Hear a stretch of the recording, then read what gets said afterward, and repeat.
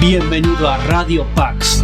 En este episodio número 139 de nuestra segunda temporada, contamos una vez más con César Vidal, que estará exponiéndonos acerca del trasfondo espiritual de la inteligencia artificial, que mucho más allá de lo técnico y lo legal, Vidal plantea que la IA es un fenómeno con matriz espiritual, conectado con una de las tentaciones más antiguas del ser humano, el ser como dioses, y otros temas que están íntimamente conectados. Prepárate y ponte cómodo, disfruta de lo que se viene en los próximos minutos. Bienvenido una vez más a Radio Pax.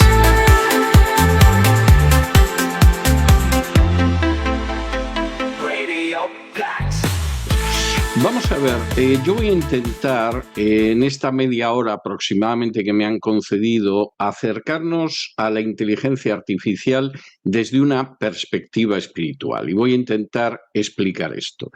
Esta perspectiva no excluye las otras, es decir, yo doy por sentado que les han hablado de los aspectos técnicos, de los aspectos jurídicos, de los aspectos científicos, y en ese sentido son cuestiones en las que yo no voy a entrar. Y además mi exposición va a ser una exposición basada en hechos y no en especulaciones. Es decir, yo he visto demasiados vaticinios, demasiadas identificaciones de pasajes de la Escritura con procesos históricos que estábamos viviendo en ese momento. Lo he visto a lo largo de prácticamente medio siglo. No hace falta decir que jamás aciertan, es decir, estoy por ver alguna de esas interpretaciones generalmente de Daniel o de Apocalipsis que al final se traduzcan en algo que se cumple. No, por regla general no tiene punto de contacto, y a mí personalmente no me sorprende porque creo que no hay un acercamiento serio a pasajes de la Biblia que son para tomarlos muy seriamente, con un conocimiento de la Escritura, pero también un conocimiento de las lenguas originales y un conocimiento de la historia. Como esa es una cuestión que efectivamente he intentado solventar con mi Biblia de estudio, que se presentó hace pocos meses en el Museo de la Biblia de Washington, no voy a ir más por ese terreno, simplemente lo señalo para decir el terreno por el que no voy a ir. Yo voy a intentar mostrarles, aunque sea vuelo de pájaro, por qué la inteligencia artificial es un fenómeno de carácter espiritual, no es un fenómeno meramente tecnológico con repercusiones que pueden ser legales, que pueden ser políticas, que son sociales. Estamos hablando de un fenómeno de matriz espiritual. Voy a intentar llegar a algunas conclusiones breves al respecto y voy a intentar concluir con alguna de las actitudes que a mi juicio deberíamos adoptar en este sentido. Les voy a empezar contando una anécdota de un año tan lejano como el año 1965. Estamos hablando de 60 años atrás, y es el momento en que el Estado de Israel comienza un proyecto de inteligencia artificial. Esto no ha aparecido en la última década, venimos trabajando en ello desde hace mucho tiempo, y ese proyecto, de hecho, lo ubica en la localidad de Rehobot, en Israel. En aquel momento, cuando las primeras noticias sobre ese proyecto de inteligencia artificial desarrollado por el gobierno de Israel salen a la luz, un catedrático más que brillante de la Universidad Hebrea de Jerusalén, que respondía al nombre de Gershon Scholem posiblemente en aquel entonces era la primera autoridad en historia de la Cábala, que es, como se podría definir, la gnosis o el ocultismo específicamente judío, y yo creo que a día de hoy sus obras siguen siendo totalmente indispensables. Quien quiera conocer de verdad lo que es la Cábala tiene que leer a Gershon Scholem y tiene que leer varios de sus libros al respecto. Cuando Gershon Scholem se entera de cómo se ha iniciado ese proyecto de inteligencia artificial en Rehobot, inmediatamente escribe al director, un israelí que se llamaba Haim Pekeris, y le dice que tiene que denominar a ese proyecto de inteligencia artificial el golem de Rehobot.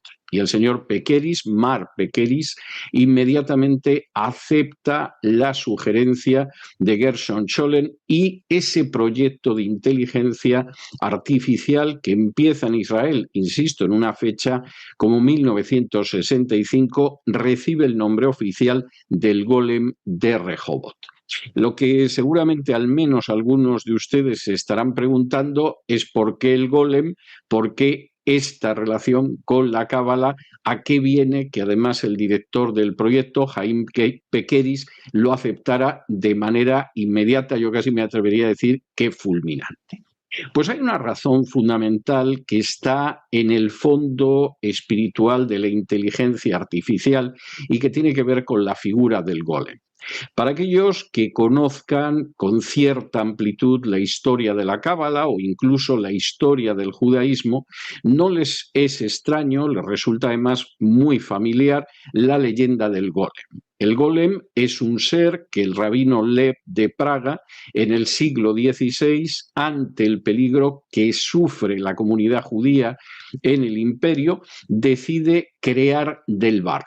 Y lo crea del barro exactamente igual que Dios creó del barro a Adán. El rabino Lev se atribuye una capacidad de creación que es semejante a la que aparece descrita para Dios en el capítulo 2 del Génesis. Y una vez que efectivamente el rabino Lev, según la leyenda del golem, consigue crear ese hombre del barro, le infunde vida mediante la pronunciación de una serie de fórmulas cabalísticas.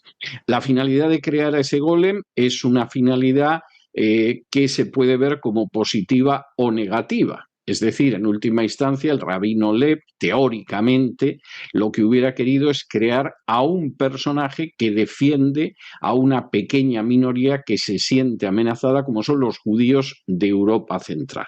Y por lo tanto, ese golem que actúa, se mueve, trabaja, obedece órdenes igual que un ser humano, aunque esté formado del barro de la tierra, exactamente igual que Adán, pues efectivamente va a defender a esa pequeña minoría. La historia no acaba bien. Tengo que decir que la leyenda del rabino Lev de Praga y del golem lo que nos dice es que en un momento determinado, pues el golem va más allá de lo que desea el rabino, acaba, por supuesto, imponiéndose y la única salida que tiene el rabino es acabar con él. Pero, curiosamente, Gershon Scholem captó el paralelo que había. La inteligencia artificial que en estos momentos estamos creando en Israel es un intento de que el ser humano pueda ser como Dios, de que el ser humano pueda creer a partir de esos materiales de la tierra un ser de la misma manera que Dios lo hizo en el huerto del Edén y que además ese ser nos sirva para proteger a una determinada comunidad y al mismo tiempo nos sirva para poder imponer nuestro poder ayudados por ese ser a otros tipos de colectivos. De manera que Gershon Scholem, con bastante habilidad, y es lógico, era una primera espada en el estudio de la Cábala, sabía que ahí había un elemento absolutamente cabalístico, lo supo ver, solicitó lo del golem y por supuesto Haim Pekeris hizo justicia a la intuición notable de Gershon Scholem y lo concedió. Y efectivamente, esa visión de corte espiritual, si ustedes quieren en un sentido más restringido, de corte cabalístico, el ser humano puede crear al final a un ser humano exactamente igual que como lo hizo Dios, y ese ser humano además puede ir avanzando hacia la divinidad, es lo que subyace dentro del mundo de la inteligencia artificial. Por cierto, como pequeña nota a pie de página, señalarles que el rabino de cabecera de la cantante Madonna, el rabino Ber, tiene un libro que se titula Seréis como Dios, donde explica cómo a través de un camino cabalístico, a través de las enseñanzas de la Cábala, podemos conseguir aquello para lo que hemos sido creados, que es ser como Dios. Parece que el rabino Ber confunde las palabras del diablo con las palabras de Dios en su visión, pero esto es bastante iluminador. ¿En qué medida efectivamente detrás de ese proyecto de inteligencia artificial existe un plan espiritual y un plan que podríamos calificar como demoníaco? Me voy a detener en dos aspectos al respecto. Uno sería la construcción ideológica, y por construcción ideológica no entro ni mucho menos en lo que sería toda la visión de los técnicos, etcétera. Esa es una cuestión meramente técnica y científica en la que no voy a entrar, sino por el contrario en la conexión ocultista. Y en este sentido, realmente los grandes filósofos que se están ocupando de la inteligencia artificial en estos momentos tienen una conexión ocultista, además bien definida e innegable. Por cierto, son las mentes pensantes que ahora mismo son más apreciadas, más aplaudidas y más seguidas en Silicon Valley. Voy a mencionar solamente a dos por amor al tiempo. El primero es Nick Land. Nick Land es, según muchos, y yo creo que es cierto, el filósofo británico más importante de todo este siglo y en buena medida de la edad contemporánea británica. Y este es un juicio académico que se puede aceptar o no aceptar, pero la verdad es que la influencia de Nick Land es absolutamente extraordinaria. No solamente su influencia está, por ejemplo, en el hecho de haber sido uno de los fundadores de la Unidad de Investigación de Cultura Cibernética, sino en el hecho de que es el gran abanderado de lo que se ha dado en llamar el aceleracionismo, es decir, el movimiento filosófico, ideológico, que frente al avance de la inteligencia artificial considera que tenemos que acelerarlo todavía más. En estos momentos la reacción frente a la inteligencia artificial varía. Hay gente que considera que tendríamos que detenernos donde hemos llegado porque ya es bastante peligroso. Hay gente que considera que tendríamos que ir avanzando, pero a una velocidad muy ralentizada, precisamente para poder enfrentarnos con peligros y sortearlos. Y hay gente que considera que vamos demasiado lejos y tenemos que acelerar. Y este sería el caso de Nick Land. Nick Land, que además ha creado toda una visión filosófica que se denomina la ilustración oscura, porque cree que efectivamente tenemos que avanzar de la misma manera que avanzó la filosofía de la ilustración en el siglo XVIII, pero hacia un terreno que él mismo define como dark o como oscuro.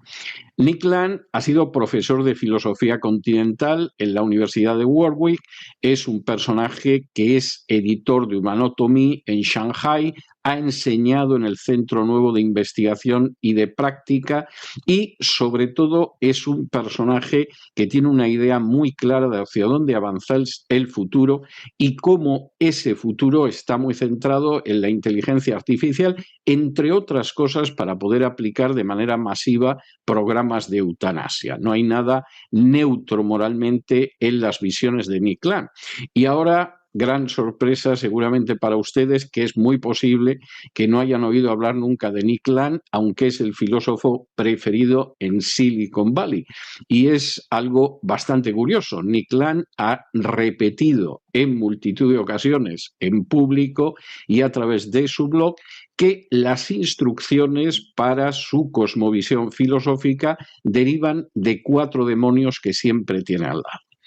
Esto admite, por supuesto, varias interpretaciones. El problema es que ninguna de ellas es saludable. Una de ellas es que el señor Land pues es un auténtico enfermo mental. Reconocerán ustedes que un enfermo mental que se ha convertido en el filósofo de cabecera de Silicon Valley no es una circunstancia deseable. Otra posibilidad es que el señor Land simplemente esté mintiendo y esté mintiendo por esnobismo. Si consigo convencer a los grandes patriarcas de Silicon Valley de que recibo órdenes demoníacas, me van a apreciar más, me van a querer más, me van a escuchar más, me van a admirar más.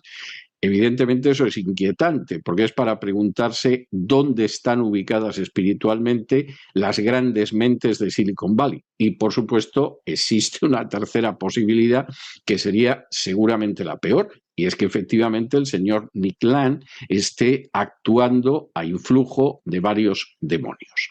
Segundo gran filósofo que marca a los grandes impulsores de la inteligencia artificial, Carl Abrahamson. Igual que Nick Land es un personaje al que pueden encontrar en Internet, no de manera fácil, no de manera sencilla, pero dada toda su trayectoria académica y toda su profusión literaria. Bueno, pues aparecen algunos de sus libros, aparecen conferencias, aparece su blog, etcétera, etcétera. En el caso de Carl Abrahamson, que es otro de los personajes claves en la cultura de Silicon Valley, esto está muy difícil. Yo no he conseguido, por ejemplo, encontrar entradas biográficas suyas en Internet que vayan más allá de unas pocas líneas. Y sin embargo, Carl Abrahamson es el creador de un concepto filosófico que es el de la occulture, es decir, la ocultura, traduciríamos nosotros al español, es decir, una cultura que se basa fundamentalmente en la práctica del ocultismo. Y en ese sentido, Abrahamson, que es un sueco que vive a mitad de camino entre los Estados Unidos y Suecia, ha sido uno de los grandes estudiosos y uno de los grandes difusores de las tesis de Anton LaVey, el fundador de la Iglesia de Satanás en Estados Unidos. Y por cierto, sus libros son enormemente interesantes. Y aunque es muy difícil encontrar material de él, más que de Nick Land, es cierto que es uno de los dos grandes gurúes, de los dos grandes maestros espirituales de Silicon Valley y de la inteligencia artificial, que por cierto tiene un enorme interés porque también se acelere. Aquí supuestamente vamos muy lentos en cuanto a lo que sería el avance de esa inteligencia artificial, sobre todo una inteligencia artificial que no oculta el trasfondo profundamente demoníaco, la inspiración absolutamente ocultista de sus tesis. Segundo aspecto que me parece importante, que es la conexión ocultista técnica. Y aquí estamos hablando de un terreno extraordinariamente espinoso, donde se puede ver hasta qué punto esa inteligencia artificial y la conexión ocultista técnica ha avanzado muchísimo más de lo que pueda pensar el gran público. Y aquí la figura absolutamente estelar es Peter Thiel y es una entidad que responde al nombre de Palantir. De hecho, Peter Thiel es, junto con Elon Musk, el gran tecnócrata que está detrás de Donald Trump. En estos momentos, Peter Thiel a secas, porque ustedes saben que las relaciones entre Trump y Elon Musk se tensaron y desde luego no atraviesan por el mejor momento. Pero más importante que esto es el hecho de que Peter Thiel, que por cierto es homosexual y está casado con otro hombre y no lo oculta, sino que blasona de esa situación, es el fundador de Palantir, que es la empresa de vigilancia colectiva, si ustedes prefieren, de espionaje más importante de todo el mundo, desde luego la más importante de Occidente. Ya el nombre de Palantir, que es el de esta empresa, es toda una declaración de intenciones. El nombre de Palantir está tomado de la obra de Tolkien, el autor del Señor de los Anillos, que hay mucha gente que se empeña en interpretar en clave cristiana en un esfuerzo absolutamente condenado al fracaso, porque el Señor de los Anillos tiene toda una visión pagana y el hecho de que Tolkien se convirtiera en su infancia al catolicismo con su mamá no quita esas características en el Señor de los Anillos, pero no me voy a desviar por ahí. En El Señor de los Anillos, en la obra de Tolkien, un Palantir es un objeto ficticio que consiste en una piedra que ve. Una piedra que tiene forma esférica, una piedra vidente, que permite ver los acontecimientos que se desarrollan en lugares distantes o con más frecuencia, que sirve también para comunicarse con otro usuario de un Palantir. En El Señor de los Anillos, por ejemplo, el mago Saruman, que es uno de los grandes villanos, lo usa para comunicarse con Sauron, el ojo que todo lo ve, que es, por cierto, el señor oscuro y el gran dueño, el gran amo, el gran señor de la mentira. Reconozcan ustedes que, puesto a escoger para una compañía de inteligencia artificial a Palantir, que es ese instrumento de comunicación entre el malvado mago Saruman y Sauron, el ojo que todo lo ve, pero que es el gran maestro de la mentira, ya es tener una imaginación bastante significativa.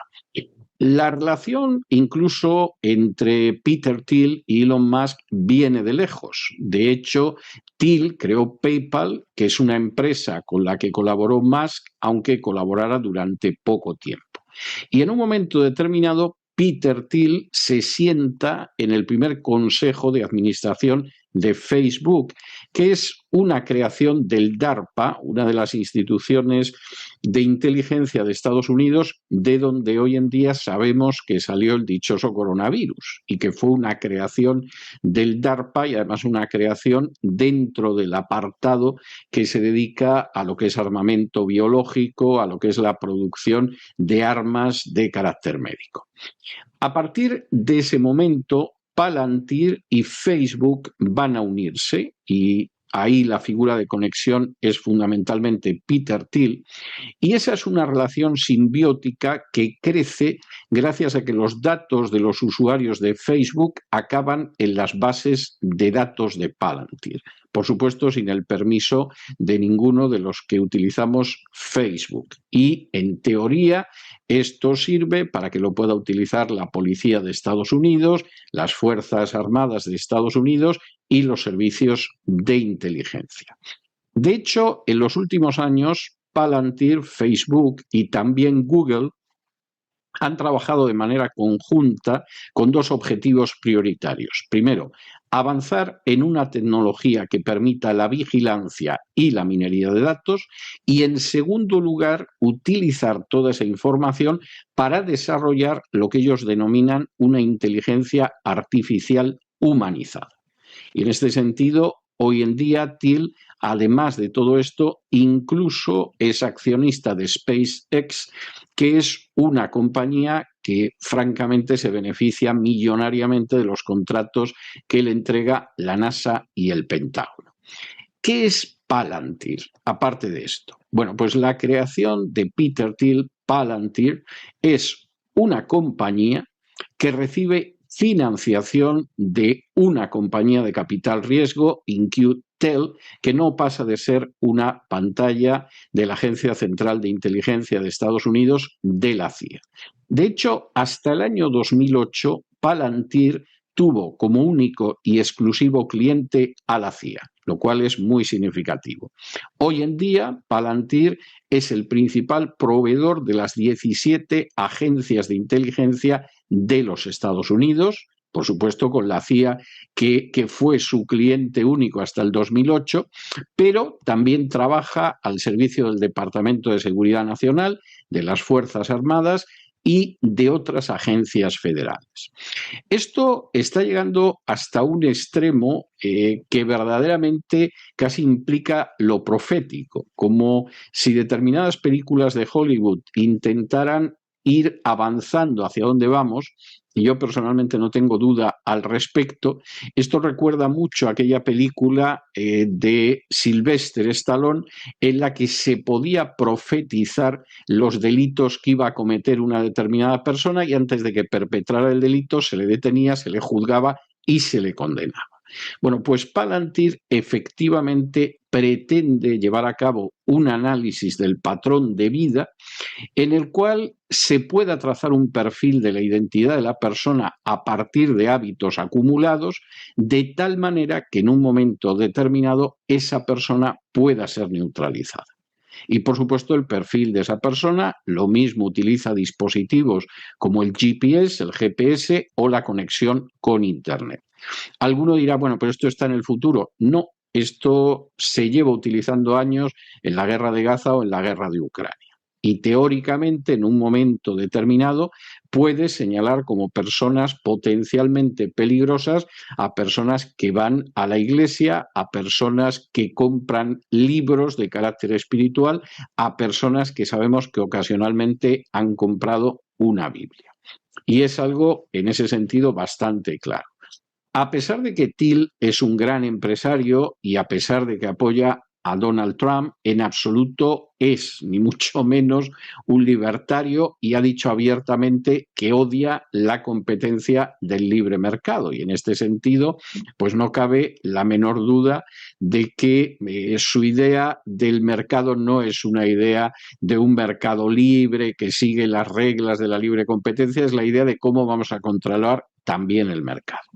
Por si todo esto fuera poco inquietante, porque estamos hablando de un control, por lo menos en Occidente, pues prácticamente omnímodo, Thiel además manifiesta un enorme interés por la figura del anticristo y por el apocalipsis. Esto no es una manía vinculada única y exclusivamente al ámbito evangélico, también le pasa a Thiel, y de hecho Thiel pronuncia conferencias sobre ese tema en universidades de la categoría de Oxford y de Harvard, donde además lo invitan a los departamentos de teología para impartir este tipo de cosmovisión, lo cual no deja de ser notable, porque que en última instancia Peter Thiel sea invitado por Oxford o por Harvard, bueno, entra dentro de lo posible, sobre todo teniendo en cuenta su peso tecnológico, pero que además imparta cátedra en departamentos de teología, llama muchísimo la atención.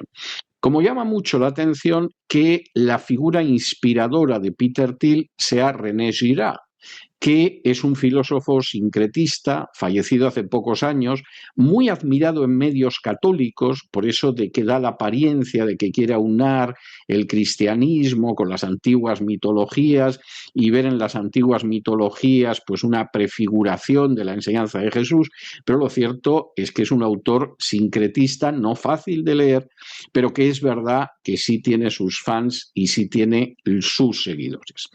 En estas conferencias, Thiel considera que no somos lo suficientemente apocalípticos y que no lo somos porque efectivamente no captamos todos los desastres que se nos pueden venir encima. Somos poco apocalípticos, nos inquietamos poco, nos angustiamos poco, nos dejamos llevar demasiado poco por lo malo que debería angustiarnos y quitarnos el sueño. E incluso, y esto para mí sí que es uno de los aspectos más interesantes de sus conferencias sobre el anticristo, que reconozco que me parece pura especulación, pero sí hay un elemento interesante en ellas, y es que cuando habla del catejón al que se refiere Pablo escribiendo a los tesalonicenses, ese obstáculo que impide la llegada del hombre de pecado, pues él dice que es muy posible que aquellos que supuestamente van a detener al hombre de pecado precisamente sean las huestes del hombre de pecado. Bien, piensen ustedes lo que quieran al respecto. ¿Hasta qué punto Thiel es un personaje que, aparte de que en estos momentos encarna el control de la inteligencia artificial sobre todo lo que se puede controlar en el globo? ¿Hasta qué punto este personaje, que dirige y además es propietario de la mayor empresa de inteligencia artificial encauzada hacia el control, es un personaje con peso real en la política? Bueno, pues aquí les tengo que contar otra cosa para que vean hasta qué punto determinadas conexiones tienen terminales muy largas.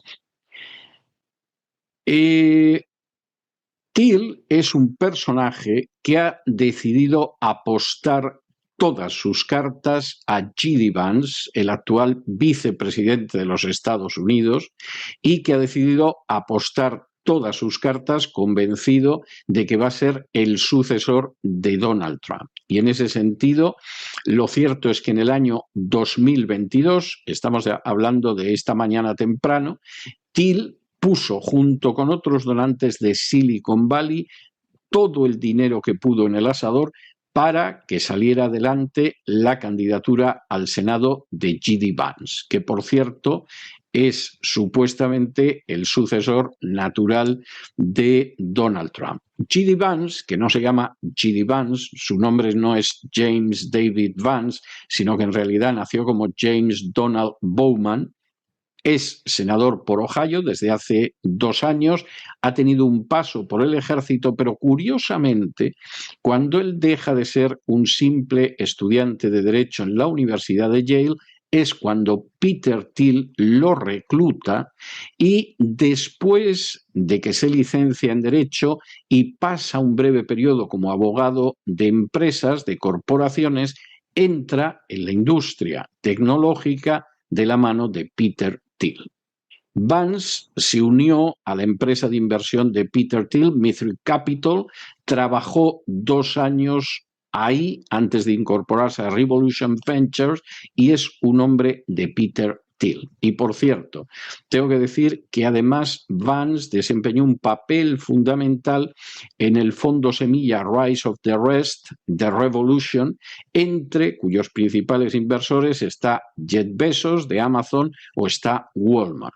Y en este sentido, Vance, además, en un momento determinado, en el 2020, lanzó su propia empresa de capital riesgo, Nariac Capital, en la que además contaba con el apoyo de un antiguo consejero delegado de Google, que era Eric Schmidt. Y por cierto, por si alguien no se ha dado cuenta todavía, Schmidt y Thiel en estos momentos son las 2 figuras más influyentes del Club Bilderberg, que es uno de los centros de política de la agenda globalista que intenta modelar este mundo en todas sus manifestaciones, desde la inmigración desordenada y masiva a la ideología de género, etcétera, etcétera, etcétera. De momento, de manera que desde luego entre Schmidt y Thiel tendríamos un nuevo presidente de los Estados Unidos totalmente entregado a este tipo de situaciones. Es algo muy interesante.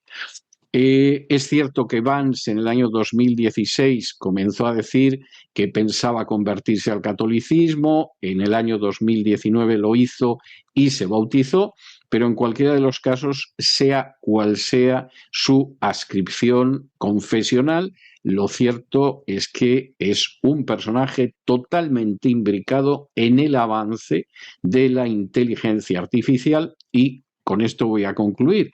Es partidario de lo que se denomina la teoría del gran gobierno. A pesar de que Vance milita en el Partido Republicano y se supone que tendría que ser contrario al gran gobierno, siquiera de manera teórica, y tendría que oponerse a todo lo que fuera un recorte de las libertades políticas, lo cierto es que el parecido que pueda haber entre Vance y otros republicanos históricos, incluido Ronald Reagan, es pura coincidencia. En lugar de pedir recortes del gasto, de pedir la desregulación o de pedir una reducción drástica del papel que tiene el Estado federal, en realidad Vance cree en un Estado que nos controle todavía más y a ser posible que además en un momento determinado nos inyecte una visión espiritual de carácter muy claro y muy definido. De modo que con esto llegamos a la fusión perfecta. Tenemos la tecnología, de la que ya les han hablado a ustedes, tenemos la filosofía, que tiene personajes evidentemente partidarios de acelerar el proceso de inteligencia artificial y de acelerarlo en una dirección muy clara. Tenemos, por supuesto, la política y tenemos al mismo tiempo una visión espiritual que, lejos de estar empezando a dar los primeros pasos, en estos momentos controla la comunidad de inteligencia de Estados Unidos, lo que significa prácticamente controlar el país, y ya cuenta con un personaje mentorizado por Peter Thiel, que es el presunto, Dios sabrá si va a ser así o no, sucesor de Donald Trump. Llegamos, y quiero en este sentido respetar el tiempo, llegamos a lo que podríamos denominar las conclusiones. Y yo diría que las conclusiones son 4. Primero, la inteligencia artificial es un movimiento que enlaza totalmente con esa tentación diabólica de ser como dioses, pero desde luego de crear un ser humano. Segundo, los grandes ideólogos de la inteligencia artificial, no estoy hablando de los técnicos, los que se dedican a fabricar robots, etcétera, sino los grandes ideólogos que proporcionan una visión filosófica a la inteligencia artificial, reconocen esa influencia demoníaca, pero además se jactan de ella. Tercero, esa circunstancia existe incluso en el plano tecnológico, donde, por ejemplo, en el caso de Peter Thiel, se habla de una visión apocalíptica que relaciona con el anticristo. Y cuarto, nos encontramos ante retos que no son solo sociales, políticos o económicos, aunque por supuesto todos estos existen, son graves y no se pueden minimizar, y entramos en retos de carácter espiritual. ¿Qué tenemos que hacer frente a esto? Y aquí de nuevo voy a ser enormemente sintético y enormemente telegramático. Primero, no debemos dejarnos engañar, y más cuando el problema se puede presentar como una solución.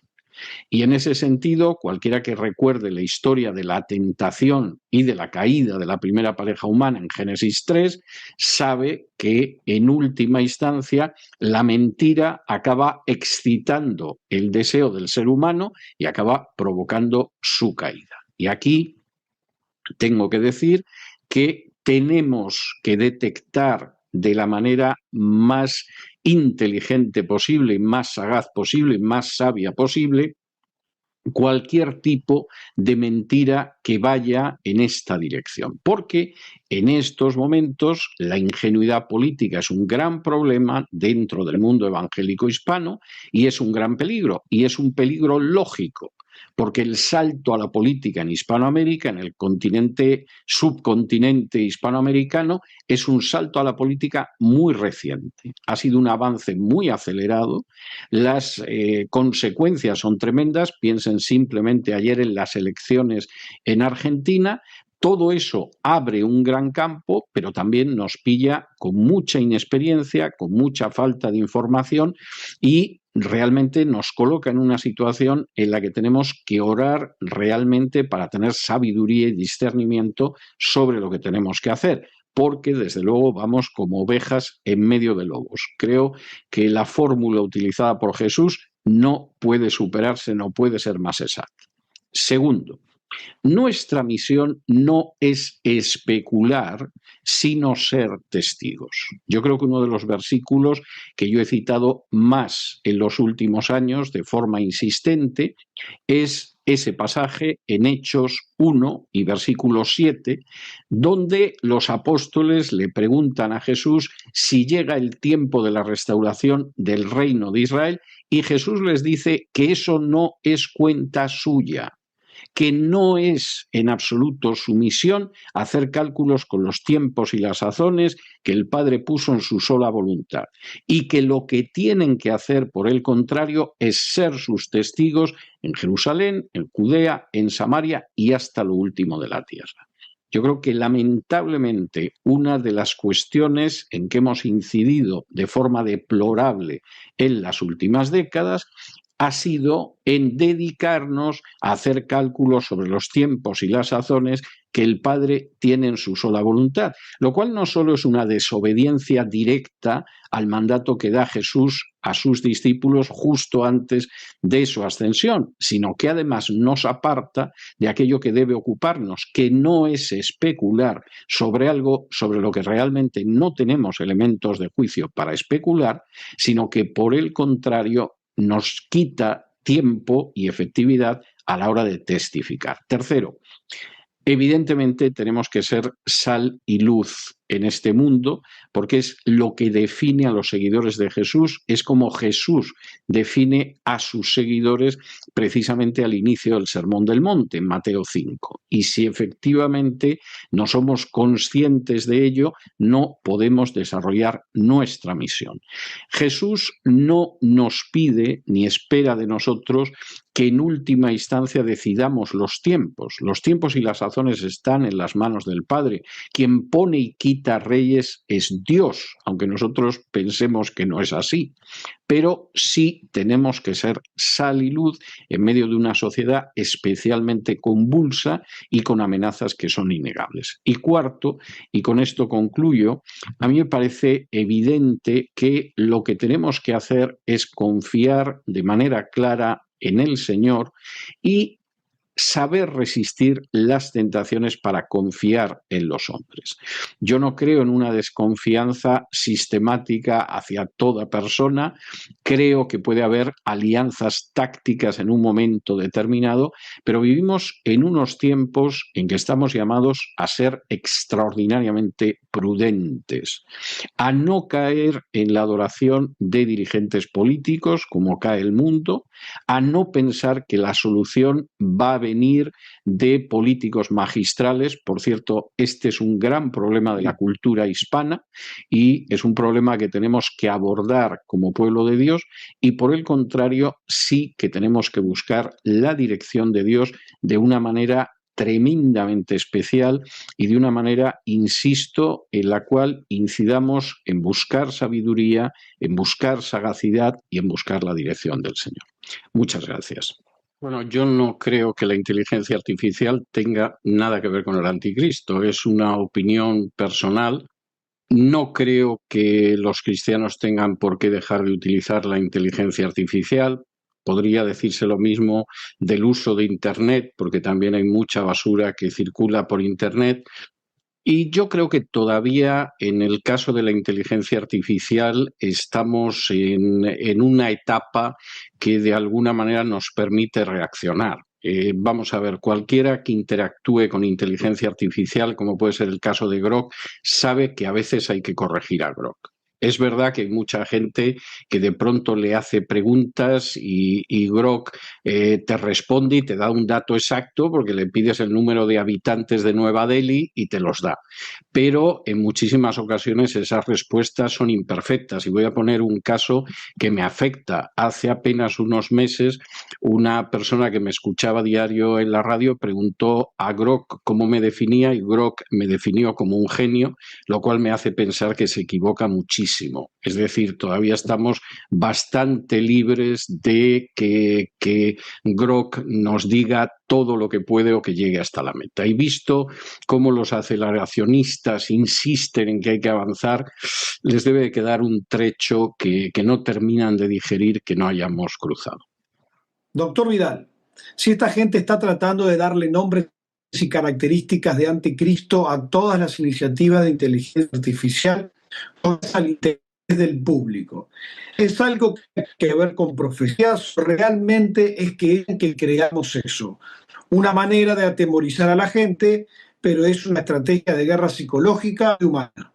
Bueno, vamos a ver, yo me inclino por lo segundo. Yo sinceramente no veo ninguna relación entre la inteligencia artificial y los textos de la Biblia.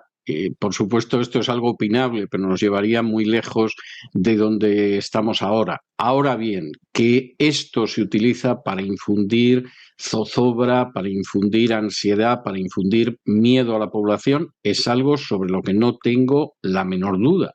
Es decir, estamos continuamente viviendo campañas para crear miedo, para crear formas de paralizar a la población. Y además yo diría que hay dos grandes impulsos para intentar controlar a la población. Uno es el miedo y el otro es la aceleración.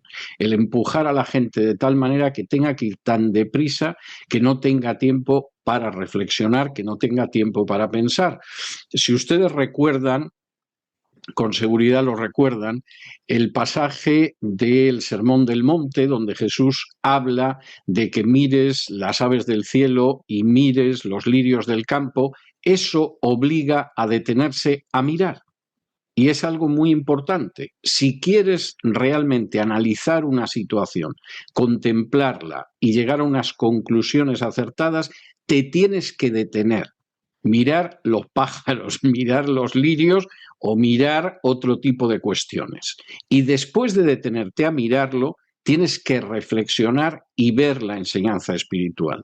Yo creo que vivimos en un mundo donde el miedo y la aceleración hace que la inmensa mayoría de la gente no se detenga a pensar, a reflexionar, a sacar las conclusiones espirituales. Es muy triste, pero es mucho más triste si somos nosotros los que no nos enfrentamos con ese miedo confiando en el Señor y si además no nos detenemos a reflexionar, a pensar, a meditar y a extraer las consecuencias espirituales correctas.